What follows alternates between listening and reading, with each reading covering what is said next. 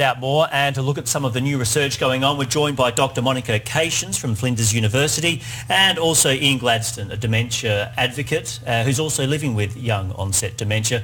Welcome to you both. Firstly, Dr. Cations, how many people have young onset dementia, I guess in Australia but also South Australia? So there are about 26,000 people living in Australia with young onset dementia, and about 2,000 of those live here in South Australia. Now, what do we know about young onset dementia? What kind of symptoms can there be, and how can people tell if perhaps they are becoming a patient of it? Yeah, so young people with dementia can have symptoms that might not be what we typically think are dementia. Certainly things like memory loss and having trouble finding their way or planning, that can happen, but other things that can happen when people are younger are things like personality change. They might lose interest in activities that they used to enjoy doing. So it's really important for people to go and talk to their doctor if they start noticing thinking and personality changes that are just a little bit out of character for them. Yeah. Let's move on. Ian, you're an advocate for Dementia Australia. You also have early onset dementia. Can you tell us, what did you notice at what age that perhaps something wasn't quite right? Well, I was diagnosed at the age of 58, now just turned 70. Prior to that, I had a neurological event, and the neurologist decided to follow through with that and see what caused the problem that I had, and because I recovered so well without, with very little residual. So I kept on having testing for a couple of years, and next minute I know I'm being told I have the diagnosis of younger onset dementia. What has your experience been like, I guess, in getting help and services and just, I guess, living with dementia? That's been great. Allied Health Service has been wonderful to me. I've had home assistance for quite a few years now, and someone comes in and does my floor cleaning on the wet areas, things like that.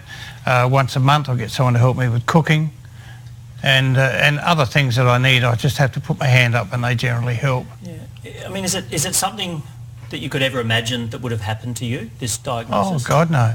No, I started out my life as a police officer here, so immediately you're going to be 10 foot tall and bulletproof, you see. And when something like this happens, it's a bit of a shock.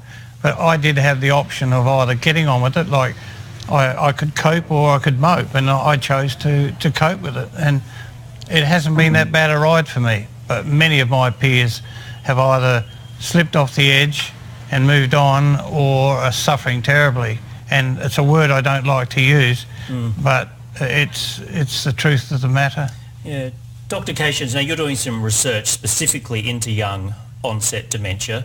As I said, there is a report saying people as young as in their 30s can actually get it.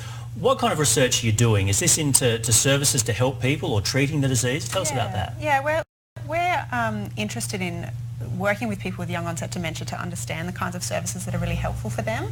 A couple of years ago, service delivery moved to the NDIS from the aged care sector, which is a really positive thing because the NDIS is much better equipped to provide responsive services to this group. But of course, the disability sector doesn't have a lot of experience with dementia, and it's quite a unique condition in the NDIS. So we're going to be working to understand how we can help people with young onset dementia to get the services that they need and really optimise the NDIS for them. Yeah, is it an increasing condition? Specifically, dementia is obviously increasing in the community. Young onset dementia, is that becoming more common? Yeah, and I guess we're getting a lot better at picking it up. In the past, it was very common for people to get confused or misdiagnosed with things like depression or other kinds of things. But doctors and clinical services are getting way better at picking this up and really getting people early and getting them into services early, which is really great. Yeah. And I guess, Ian, for people who may think something isn't quite right, it's to go and see the doctor to see if there is something that can be done? Yeah, absolutely. Early intervention is the best thing. Get in there, and there are tests that doctors can do. Basic GPs will do tests that might indicate something's gone astray, and the best people to know that are people who live with your spouse or whatever, and get it in its early stage, because once it's down the track a little bit, it's even harder to accept. Yeah, terrific advice. Thank you so much, Ian Gladstone and Dr. Monica Cations. Thanks for having us.